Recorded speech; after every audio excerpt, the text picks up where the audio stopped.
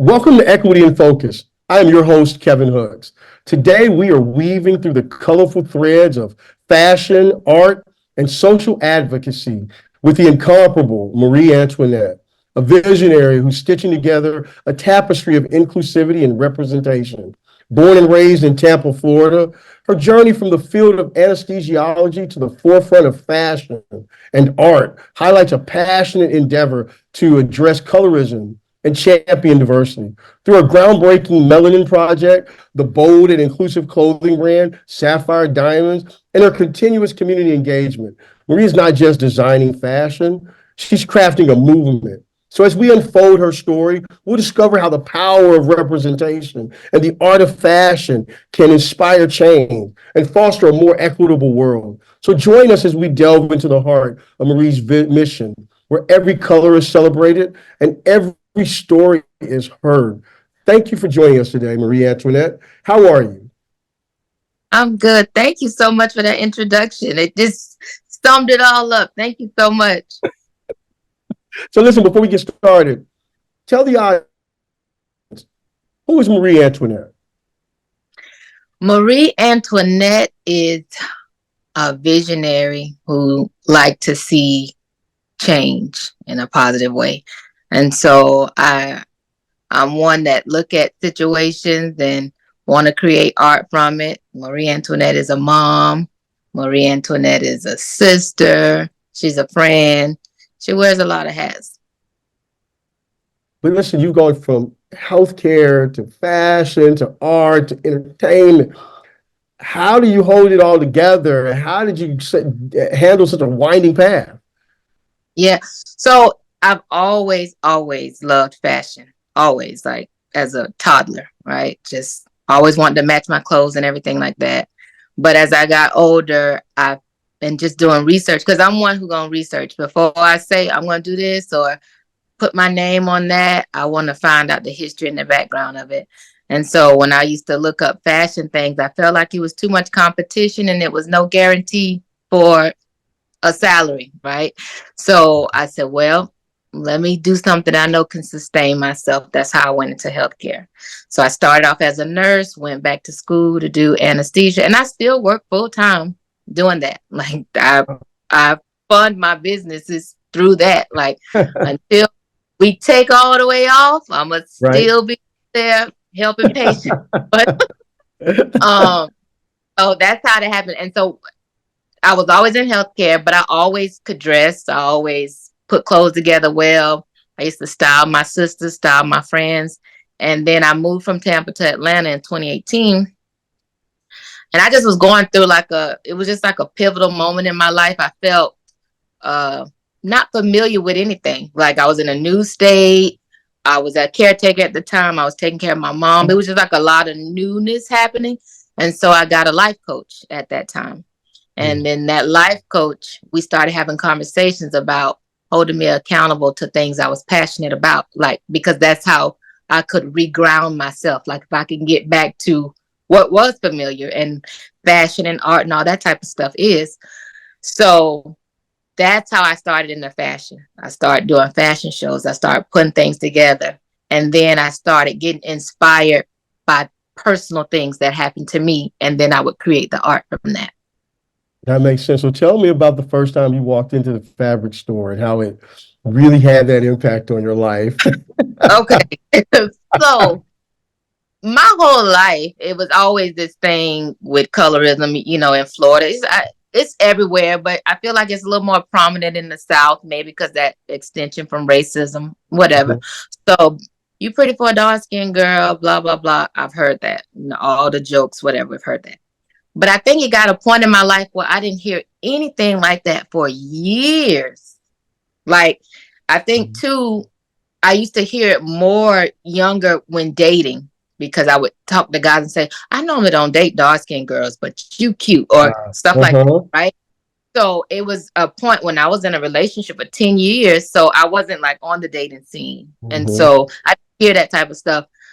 So I go in the fabric store because I'm planning a fashion show. And this is during COVID. We're supposed to be having masks on, but I realized I didn't even have my mask on because the lady who we're on the same aisle, who's a dark skinned woman. Mhm. Like, oh, you so pretty to be dark. And the first thing I realized, like, how she know? Because I'm thinking I got my mask on, but I didn't have my mask on. Uh-huh. The first thought in my mind, like, oh, I don't have my mask on. And the second thought, I was like, people, y'all still say that? Like, that was my Right. next reaction. Like, y'all still say, she was like, what? She was like, well, you got pretty dark skin. Your skin is dark and pretty. And I was just like, thanks. But I just left feeling so confused, especially with her being dark skinned. And so at the time, I was in the middle of producing a fashion show, but I just started writing everything down. Like, I want to present this in a way, not this side versus that side, because it's a lot of that, the movie School Days, we've Yep. seen that. I want it just to be inclusive and like get rid of this stigma of all this value on lighter skin. Why are you so shocked that you think I'm a pretty girl because my skin is dark? So that's what sparked Melanin. Wow. So the Melanin Project, I think, is amazing. One of the women that was being interviewed, I could feel her when she talked about the impact of people, talking about comparing whether you're dark skin being out in the fields, light skin being in the house versus the field person. The way it impacted Right. her, you could just feel it exude out of her whole energy when she talked about. But more importantly, she Yes. talked about overcoming it. Talk about the power of that project. Yeah. So to be very transparent, because I learned a lot about myself because I've had light skinned friends, light skinned family members, but in the back of my mind, I always felt like you thought you think you better, right? Yep. Like that's Yes. my bias that I'm projecting on somebody else because of my experience, right? So in this, that's why I included light skinned women in the project in different shades because I wanted to just dismantle all of that, like just break that down. So during this project, I learned how, like, from these lighter skinned women or the ones that were mixed, like, they're not even some with them specifically. I know it happened, so I'm not gonna act like it doesn't. But them specifically, like hearing their side and hearing the struggles that they go through or things that they experience with being bullied for being light, I'm not Mhm. gonna dismiss that. So that was like something powerful for me to realize with that. When I had a book signing and seeing a little girl who told me she get teased for being dark skinned, but then she's looking at the book and it's like she's looking at it in awe. Like that was something powerful from this melanin movement. And also when I screened the documentary, because it's not only a coffee table book, but it's also a documentary that I want to turn into a docu-series. And I had a screening at one of the book signings, and one of the models in the book, mom talked on the mic and she said she didn't realize how she contributed to colorism to her own Yeah. daughter. And Yeah. that's what I talk about in the book. Like a lot of times it start right at home. Then you get to school That's and right. then it's this and it's so many layers. And so it was just something I was proud of because people could relate to it. People learn from it. Different generations learn from it. Men looked at it different and they have preference. I'm not saying that everybody have whatever preference, but just understand where it's stemming from or like what you're really saying when you say certain things. Right, and how it's continued to be reinforced. I know that, and a shout out to Melanie Park, who's the Chief Diversity Officer for Google. She's working with Harvard's Dr. Monk to do this Monk skin tone scale, showing the 10, like they just broke it down, the color of black folk in 10 different, tones, skin tones, incorporating it across their, normalize this concept that a certain complexion level isn't a dotted line to beauty or not beauty. And I think your work, I think humanizes it. Yeah. Like watching that documentary into life. So you're gonna do a part two. Talk about like the growth of the project. Yeah. So I'm before I get to the growth of the project, another thing I wanted to show in this book too. It's a lot, if you look at the cover or look at some of the imagery, it's a lot of chemistry because I have a healthcare background, that's science, math, and I put that chemical structure of melanin in it. And I felt like that was Mm-hmm. because no matter our shade, we all have it. So I wanted to use that as a symbol to like unify in this book. Mm-hmm. So HNO, chemical structure, and all of that, the carbon chain, that was important to me. But the growth of this project, colorism doesn't just happen to Black folks, right? So the growth of the project is Mm. expand to India, Southeast Asia, the Hispanic cultures, because I have Spanish friends, I have Indian friends who they're one of my Indian friends, her her parents, her brother, when he dates, they're like, no, the one with the lighter skin. Yeah. Even whoever they want him to marry, like, no, but this one got lighter skin, and like the skin bleaching industry, Mm. billions of dollars. You know what I mean? So Yeah. it's not just us. I started with us because this is where I'm from, right? Mm-hmm. All I know. But I know it's so much more. So I just the docu series will expand on that. It'll expand on I want to know, do white people understand colorism? Because we talk about it being an extension of racism. Are they aware of that? Like, do they just see us all as Black people, or do they see a value on if it's closer to European look feature? So the docu series will just go into all those different steps. No, I really do. I just appreciate, shining a light on the realities that all communities face, particularly, African American community, like with this whole colorism thing. But to that point, then how did you lead? How did Sapphire Diamonds get started? So that's the thing. So Sapphire Diamonds was first. See, I was in the fabric store. Ah, okay. The project just came about, and I was just like, I'm gonna talk about that. Like a lot of people keep saying, you need to do a melanin fashion show. I probably will one day because like people keep telling me Right, right. I can incorporate that. But so Sapphire Diamonds, my birthday is September. My birthstone is Sapphire. So that I've just always been doing it ever since I started doing fashion shows.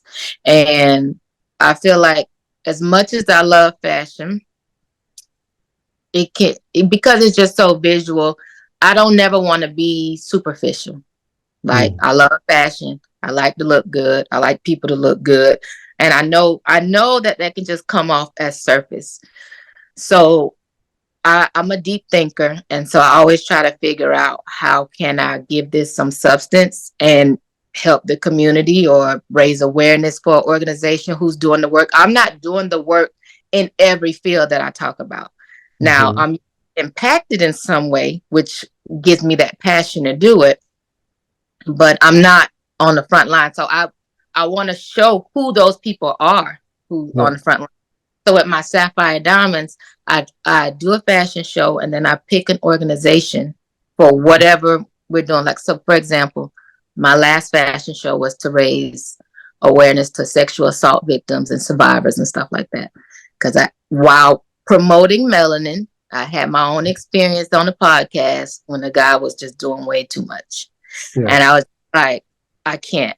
So I want to I create this look, the graffiti look, because I want to compare that to being violated. But yet, if you stand up and tell your story, that could be something beautiful, like how we view graffiti. Mhm. And that's just how I do the fashion. So the last organization was Take Back the Night Foundation, which is an organization that raises awareness to that, support victims, and just educate. Because I think too with this guy, he didn't realize how bad it was getting. I think he was very unaware. And so I think if we Yeah. shine a light on that, speak on it, maybe that'll slow some of this over sexualized, over too much. Like you have the right to touch, do whatever to anybody, man to woman, woman to man. It's interesting, and this just came to my mind. I was watching a podcast with two sports broadcasters who were women of color. Joy Taylor was one of them, really popular sportscaster. She talked about this pretty girl privilege that came Mm-hmm. along with it. And, it's interesting because in the conversation that you're having, I think that's a sword that cuts both ways. So, and I do appreciate you shining a light on it and pointing that out and its value. But Unpack it a little bit more, like how it impacts your ability to do your work, impacts the ability to, open the doors and create partnerships.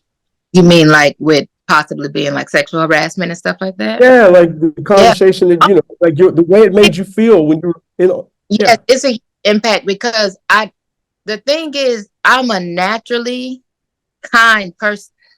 Like, I'm not gonna mistreat nobody. I'm gonna offer you. You want something to drink? That doesn't mean I'm flirting with you at all. Right. So, Right. all. And I think a lot of times when things happen with women, people victim blame or we blame ourselves. It's been situations like, oh well, maybe what I had on was too revealing. Maybe he thought that I Mm, wanted that. So and that ties right back into my fashion because some things are sexy, but that yeah. don't mean I want to have sex with you. Like that doesn't. Right. That. And so it does affect that. Um, because then it kind of make me be a little bit more standoffish Mhm. with, Yes. for me with men, and that Yes. I don't want to be that way. But it's just like I don't want nothing to no. I don't want you to think that I'm trying to come on to you or whatever. I just don't. And if I'm working with you in a business sense, 99% of the chance we're never going to date because I just don't do that. Yeah. Like so, once we working together like that, yeah, that's over. This is just a business situation. So it's very difficult, but I think now that I'm older, I've been able to find my own voice to say like, oh, like if I even think something's happened, like, oh, what you doing? Like, just so we clear, Mhm.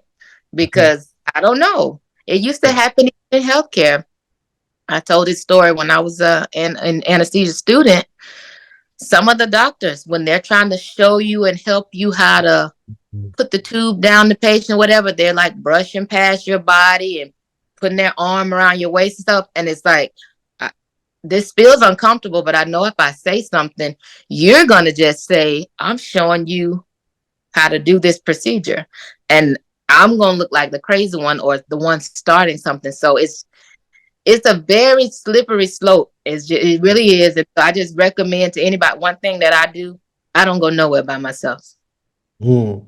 Somebody got to go. Like, come on, like I don't go nowhere by myself. I just don't because it's been so many situations like that, and it's just like, did I read that right? Or so So is so much of your work seems to be about empowerment. Does it a lot of it come from those experiences? correct. I didn't even articulate it in that way. I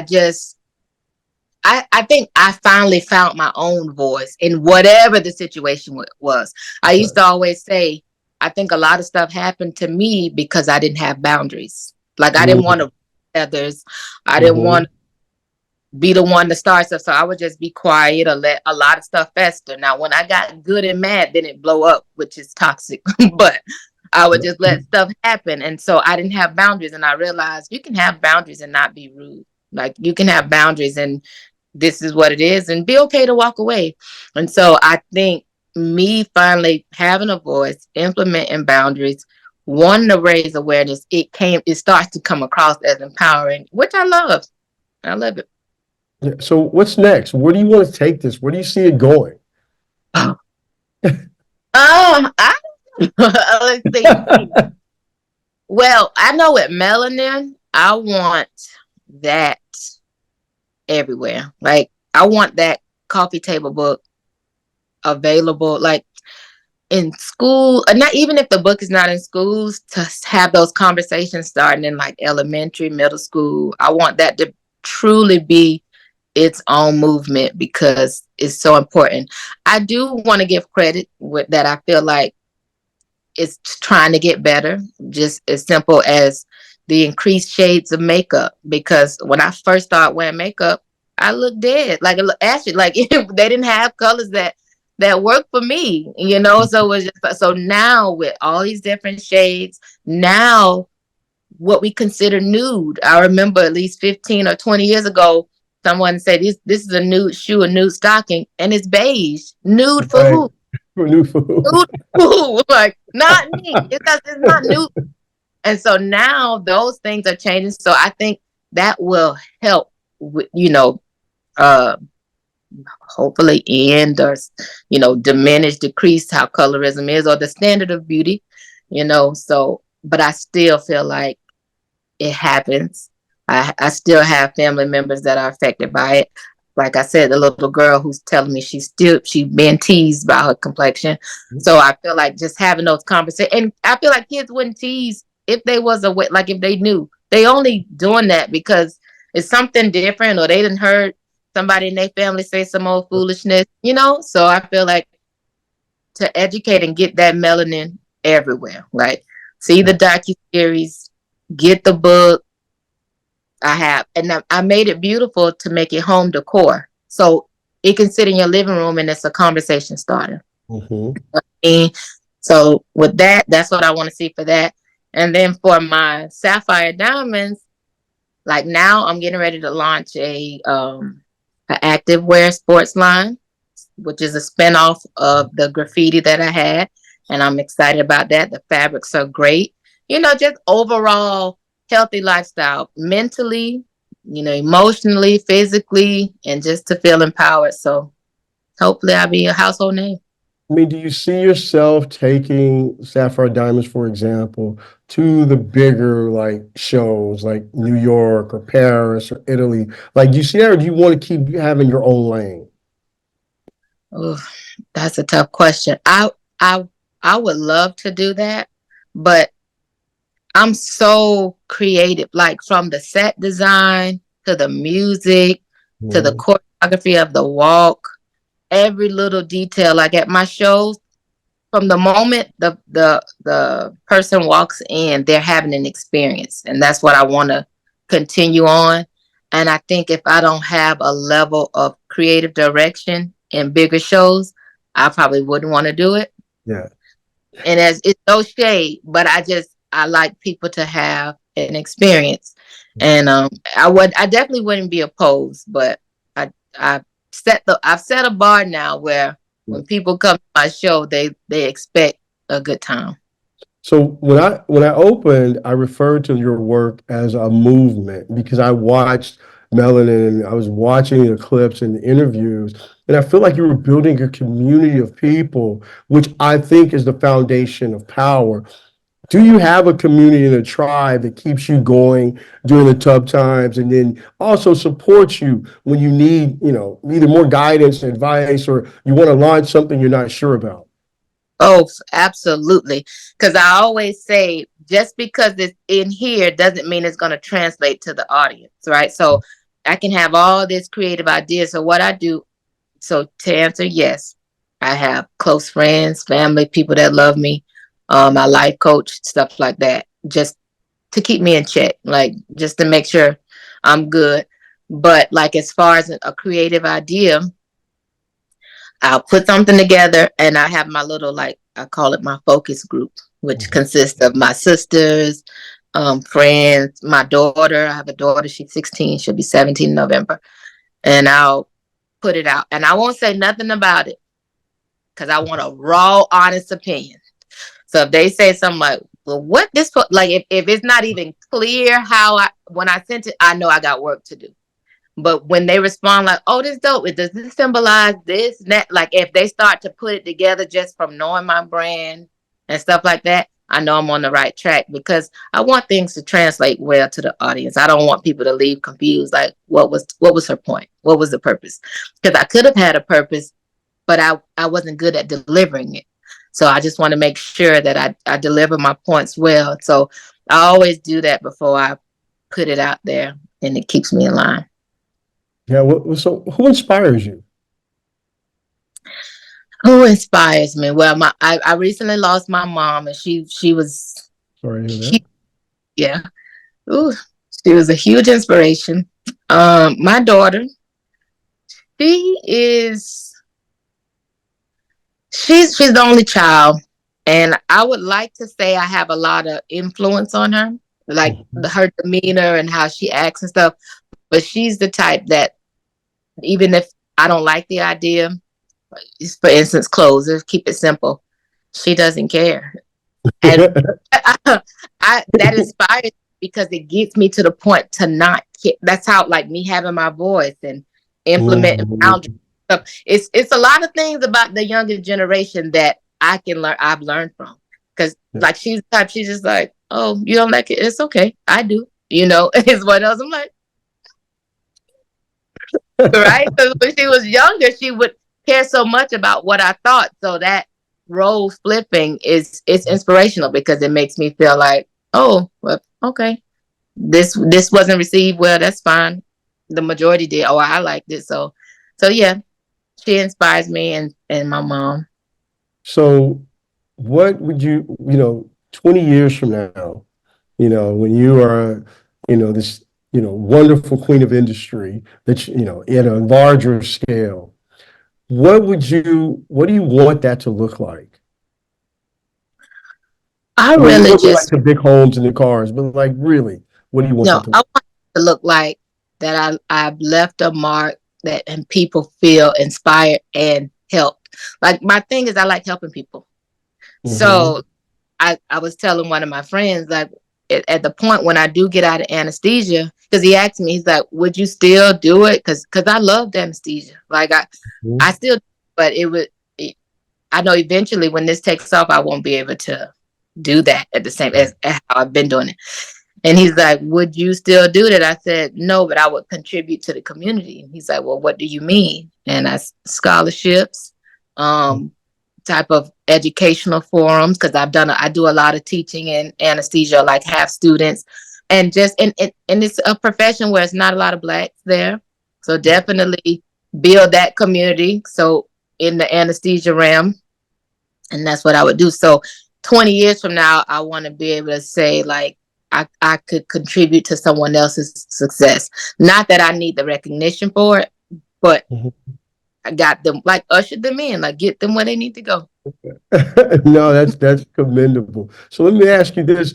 Where can the audience keep up with all the things you're doing? Social media, website, etc. Share that information so that we know it. Yes. So my social media is at Marie Antoinette 929. And that's across all boards. My LinkedIn, my Facebook, TikTok. I don't have Twitter. I can't keep up with messaging all the stuff. I can't, but Instagram for sure. And then my website is www.marieantoinette929.com. That is great. So I want to thank you for joining us. I really enjoyed the conversation and I appreciate you taking the time to speak with us. And Absolutely. and You. also sharing your inspirational journey and the impactful work you're doing, especially with the Melanin Project, the Sapphire Diamonds, and beyond. Your dedication to fostering inclusivity through fashion and art, along with your commitment to community initiatives, truly embodies a spirit of creative and societal change. And to our listeners, we hope today's conversation has inspired you to think more deeply about representation, inclusivity, and the power of art in all its forms. So let's remember the role each of us can play in supporting this. And thank you once again for joining us on a wonderful episode of Equity in Focus.